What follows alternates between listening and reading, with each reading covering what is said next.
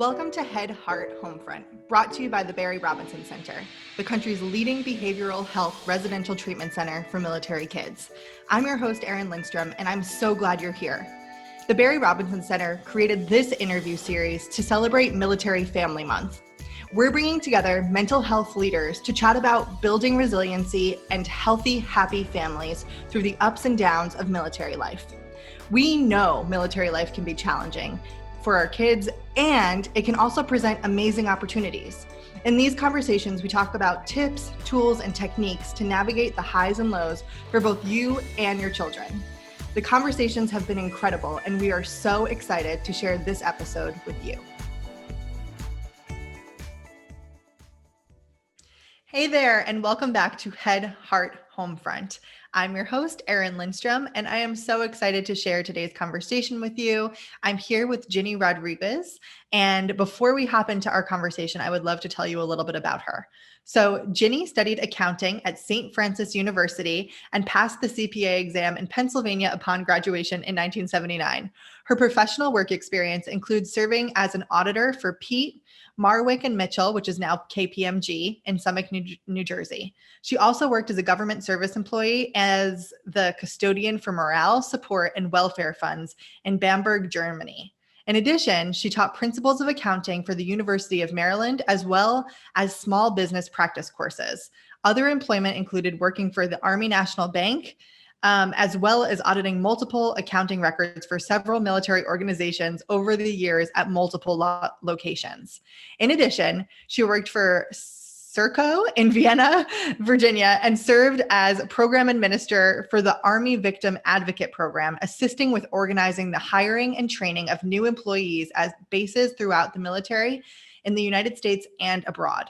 She later worked for BCPI, located in Alexandria, Virginia, where she was involved with various contracts with the government and private sector to include helping to build the Navy's Families website. Additionally, Ginny worked as a substitute teacher over many years in elementary, junior, and high school levels. Ginny has also worked in a multitude of volunteer positions over the years, to include in serving with the Red Cross as a chair and an advisor, as well as an advisor to AWAG, which is Americans Working Around the Globe, and the German American Women's Club for several years. Other volunteer efforts include multiple PTA treasurer positions and president, as well as spouse club treasurer and advisor. She has led and advised many family readiness groups in the capacity of company, battalion, brigade, division, forces command, and combatant command levels. Her most rewarding experience was working with the wounded soldiers and their families, as well as helping with the So Much Comfort, adapting clothing for recovering patients, and distributing those to the wounded on visits to Womack, Walter Reed, and Bethesda medical centers. Ginny presently serves on the board of Mercy Medical Angels in the capacity of treasurer. Her and her husband moved over 28 times throughout his military career, to include multiple tours to Georgia, North Carolina, Germany, as well as assignments in Kansas, Rhode Island, Texas, Korea, Kentucky, Fort Myer, Fort Belvoir, and more. They have 4 adult children now and 5 grandchildren. Yay, Ginny, thank you so much for joining me today. I'm excited to have this conversation. Well, it's a pleasure to join you, Erin. Thank you for having me. Yeah, so before we hop in, everyone has heard your official bio, but if you could just tell us a little bit about you and kind of your journey to here today, we would love if you would share a bit more. Sure. So I met my husband, I'm not going to tell you the year because that'll tell you how old I am, but years ago. So he's already served 40 years in the Army, and we started out in the late 70s. That tells you something. Early 80s, our first assignment overseas was in Germany, and I was a CPA, practicing CPA, working for a big 8 accounting firm. I ended up going to Germany and realizing there was no way for me to serve in that capacity, so I started teaching the soldiers accounting for University of Maryland, and I also served as a GS employee during the day. So right out the gate, my life was busy. And I remember meeting a lot of the military spouses and thinking, I'm never going to be like them. They just talk about their kids. and I'm not really planning to have kids. So I'm just a professional. But anyway, I just remember feeling like I didn't fit in. But I think they so bring you in and embrace you that you just realize that you're in awe of them. And I think they shaped me early on. I remember one wife picking me up to take me to the battalion commander's house and saying, I brought flowers for you to bring to her. And I was like, wow, I could have gotten them. I wouldn't have thought of it. Thank you for covering for me. And so I think it's those little things where people just take you by the hand and guide you along. And I was really lucky in my early days to have people that served in that role and really guided me, because I really knew nothing. I came from a big family, 10 children in our family, but my father was a Marine in the early days, but that was the draft and he didn't serve career. So we really grew up in a civilian community. So the military was very foreign to me. So I was very shy. That's funny, yep. I was very shy because I was very comfortable in my own family, and we went to a very small school where we practically knew everyone. So coming out into this world was sort of like coming out of my own comfort zone. So I think that's so funny that you were the person who was like, I'm not having kids, I'm not one of them. And then you, like, surprise, you actually do have children, right? So I do have 4 adult children now, and we're about to have 8 grandchildren, all under the age of 6.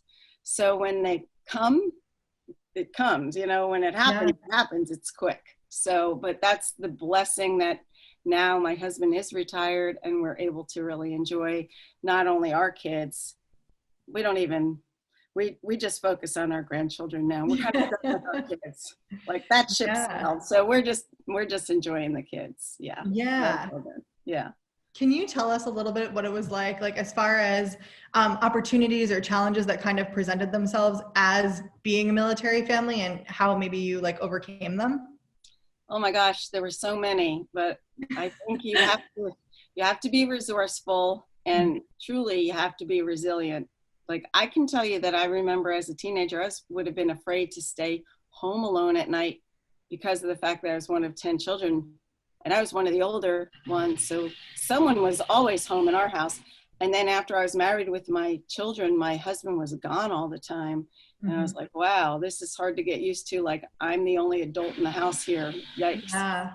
But you overcome. And I think the other thing I learned is that the more you reach out to other people and say, you know, if it takes a friend to be a friend.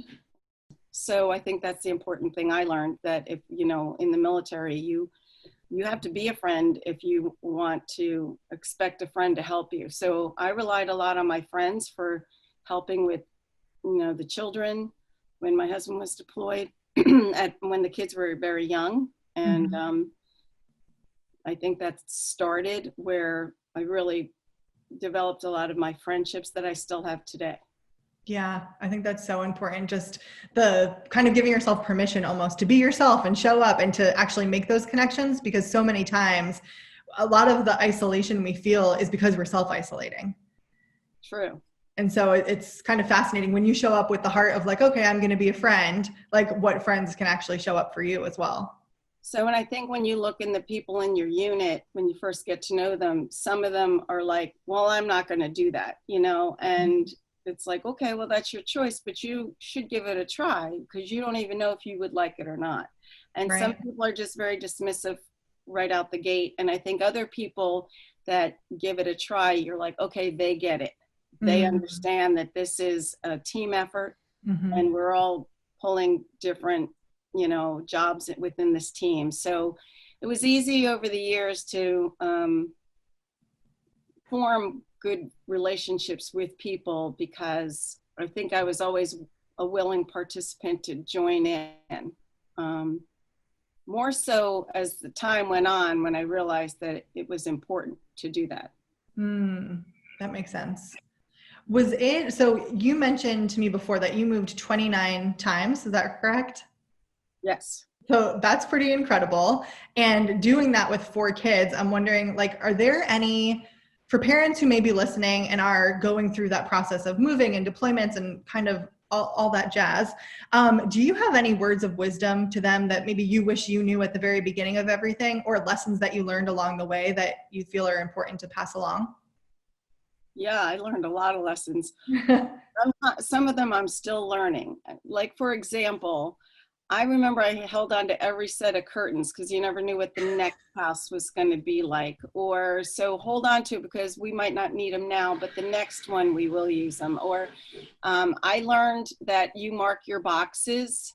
You know, if you need your coffee pot right away, you put a big green X on it. So the green boxes you open first, like the shower curtain and the coffee cups and the linens and the towels and all Right. that. So I learned how to mark boxes that were seasonal with red. So I don't need to open those right away. I just have to unpack the immediate, you know, needs right away and then deal with the rest later. So you do learn little things like that, especially if you do it a lot. And for me, I'm a list maker. Once I had the list, that was a relief. I could just go through my list because I was Yeah. always afraid I'd forget something, like forwarding your mail or Right. turning off, you know, certain electricity or whatever. So once I had a good checklist, I felt better because then I could use my checklist to make sure I didn't forget things. But Yeah, that makes sense. And I feel like there's so many like practical earthside things that you have to be taking care of. As far as like, how about on the side of making sure your kids like felt good with the move and kind of like helping them with the transitions and really building resiliency? How did you kind of manage like the emotional side of things with everyone? I have to laugh so I have 2 girls and 2 boys and they're together and together. So when we moved, I noticed they were fast friends again. Mm-hmm. And then when they got comfortable in their own peer group, then they separate again. But when we'd first get to any location, I noticed they bonded like, okay, we have each other, Mm-hmm. until they each had their own set of friends. And I think that really helped my situation just because it was less stressful for them that they weren't an only child moving, and they, you know, when they got to a new place they always had each other, which I think helped a lot, especially Korea, because I remember when we got there, I know they felt more isolated at the beginning. Oh, and I have one funny story. When we lived at Newport, Rhode Island for 10 months while my husband went to the war college, my daughter Amy said, well, she didn't go out and join in the neighborhood. And I said, Amy, what are you doing? And she said, Mom, we're only going to live here for 10 months. What is the point? And I said, the point is you live and learn, you know, better to have loved and lost than never to have loved again. So get out there and make your friends. And I think she was like in 6th grade, maybe 7th. And at the end of that year, all the kids ran behind our car as we drove away, and I cried. Like, Aw. oh, why did she make all these friends? Aw. So it sounds like you've really instilled in them like how to be their own community builders in a way. Yeah, I think they're all joiners. I think they've watched my husband and I, so I think they get it, that they need to put themselves out and be a part of things. They're all very much like that. And I think they're all really supportive of each other as a whole, because I think we were our own team for a while. Mm. You know, like you're it, and you're Mhm. moving as a family unit. So, you know, I think they were good kids to begin with. I was just lucky in that sense, but I think it helped a lot when we moved that they had each other Mm. a lot. Yeah, that makes sense. I love that it sounds like that's such a gift for them to kind of like get along and actually like have that relationship with each other to then when you're moving, you're not so alone. And I guess one other experience I remember, or a story I remember, is one of my daughters was shyer, and she came home from school. I think she was a freshman in high school, and she said, Mom, I sat by myself at lunch today. I didn't know anyone. So I said, well, Melissa, tomorrow you go in the cafeteria and look around and find someone else sitting by themselves and say, are you new? I'm new. Can I sit with you? And then, you know, she did that.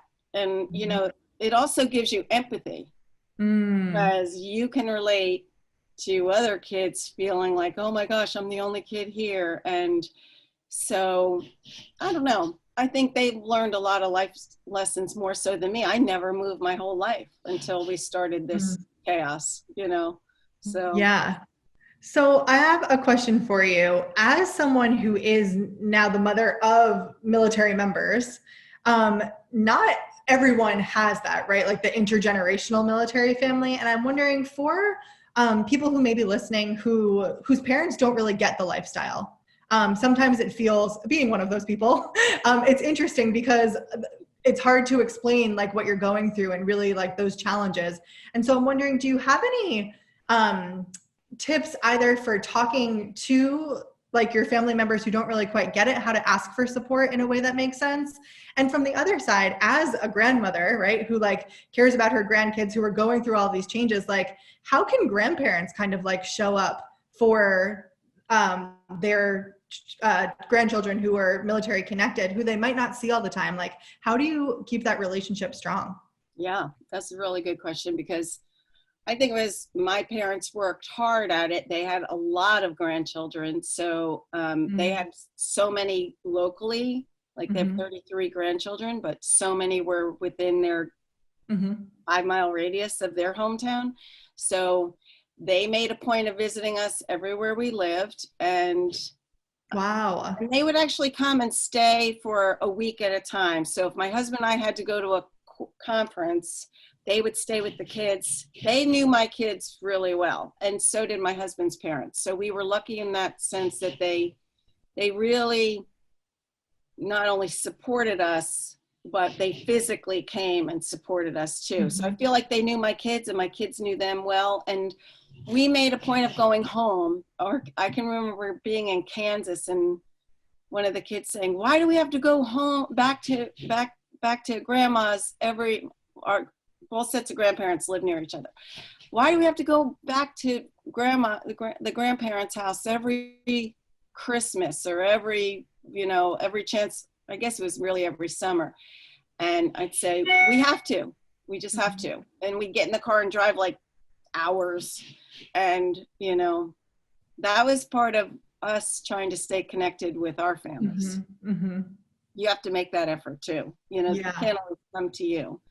But and as a result, I have to say my kids knew their cousins and they're still very close. And I think that's because we made a point of, getting in the car and taking them pretty much at least once a year for a week or twice a year, or if we had weddings or, whatever. I'm trying to think of all the times over all the years, but sometimes the kids would complain, "Why do we have to get in the car?" But they get there and love it. So Yeah. It we sounds made like being really clear on your value of like family and connectingness and then enrolling them in that and making it happen. Like a lot and, of it was on your plate to actually travel and make it happen. and now they're pretty good about doing it themselves, Oh, as interesting. so now I think they learned that lesson that, like, unfortunately, you got to put, you got to, thanks for the time, Warden. You got to put in the time, like you got to do your due diligence to be a part of it, unless you just don't care. If you don't really want to be a part of the big family unit, then you don't have to do that, but we always really wanted to stay connected. It was hard, but I think it was important to us. Yeah. And then, so like final question for you, do you feel like it sounds like a lot of this kind of came together for you and your family and your unit where resiliency was sort of like naturally built, but were there additional things that you kind of did or really were mindful about to help your kids build resiliency throughout your time? So I would say we learned so much from all the people around us, from the joy, from the tragedy, from, we knew our neighbors, which were military families. We always lived on the base, so it was always a little bit more closer connected. And I think watching how they handled situations really impressed upon me and my husband and our kids. I can think of one person that I know who lost two sons, one to suicide, one in combat. And she taught me a lot, and I shared with my kids a lot about some of her messaging. And I think dialogue, communication, like being able to talk to your kids about, the importance of don't sit up in your room. If something's bothering you, you need to share it with somebody, whatever your comfort zone is. And I think there were a lot of times when my kids started a new school or had angst about making new friends or whatever. But I think the good thing was they just jumped in and didn't dwell. I think it was just a matter of, I'll find my comfort zone somehow. So I think there's a resilience in knowing you've had success in that it's easier to do the next time. I don't know if that makes sense. Yeah, I mean, I think it is definitely like it's built, right? So it's like a muscle. So once you start having some success, like as you go, that muscle builds and builds. And I do think resiliency is something that you build. It's not something that you just like put on and have once and then can throw away or anything like that. Right. And some of it comes from self-confidence and realizing that you have something to contribute to your small group, to your community, to your unit, to your school. I mean, all my kids were involved in sports. And one of the funniest things is one of my daughters, all of my kids played lots of sports from early on. I don't know, they all enjoyed it and they all were very involved. But one of my daughters, I remember her joining cross country at this same school where she sat alone. And I said, do you want to be a runner? She said, no, but all the kids on the team sit together. So basically, they understood that when you're part of a team, that team, they become friends. And it's an easy way to make friends is I'll just be on cross country or on the basketball team or soccer team, because then I right away have a small group of friends. And honestly, I think that helped them everywhere we moved, was their participation in sports, because it's another way of making another group of friends. Yeah, I don't know, that community building. It helped them a lot. I mean, all of them loved sports, and I think that was also healthy for them, for their own resilience, because I think sports help you to blow off steam, have less anxiety, And my one daughter, she was on the parachute team at West Point, so she's jumped almost like, wow, yes, like 900 times or something. So talk about, that's a different sport, Yeah, seriously. My husband and my son jump a lot, but she takes the cake, so. Yeah. Well, incredible. Thank you so much for taking the time and sharing like some of your stories and your wisdom with us. I so appreciate it. And yeah, just thank you. I really can't thank you enough for just caring about the mental and emotional well-being of not only our service members, but their families, because they are a national treasure. And I do think if the families are suffering and struggling, then it's so much harder on the service member and on the whole team. So I think it's such an important, we really do need to focus on mental health. And I think people really need to realize that it's okay. You don't have to be perfect. You just have to be present, So yes. presence. Yes. I think that's the takeaway from this whole thing so far, is really that presence is so important, and just being there, being with them, and knowing that like, all right, we're gonna take the next step to figure it out, no matter what it is we're facing. And sometimes I just wish I could tell everyone, gosh, I had such a great experience. I wish you could have the same experience. Just jump in, take advantage of every opportunity, whether it's to travel, whether it's to meet more people, whether it's to learn about a new culture, to learn about anything. And it goes by so quick, and there's just so much you can gain from it. You definitely take away more than you give. So we were lucky. We loved it. So amazing. All right. Well, thank you so much, Ginny. Nice to meet you, Erin. You've been listening to Head, Heart, Homefront, a production from the Barry Robinson Center, the country's leading behavioral health residential treatment center for military kids. Many times, kids with behavioral and mental health issues don't improve with typical treatment options in their community. Families may need to consider long-term residential care, and this is where the Barry Robinson Center excels. They're a mission-focused nonprofit organization based in Virginia. Their residential center is the only one in the country that works exclusively with military kids. They understand the military community as many of their employees are military connected. Their high-quality treatment includes a wide range of services to help improve the lives of children. If your child needs additional support, check out barryrobinson.org. Navigating mental health can be challenging, and we want you to know that you do not have to do it alone. Thank you so much for listening to Head, Heart, Homefront. If you've enjoyed this episode, please let us know with a 5-star review if you're listening to the podcast, or a like, comment, or share if you're listening on Facebook or YouTube. Until next time, be well.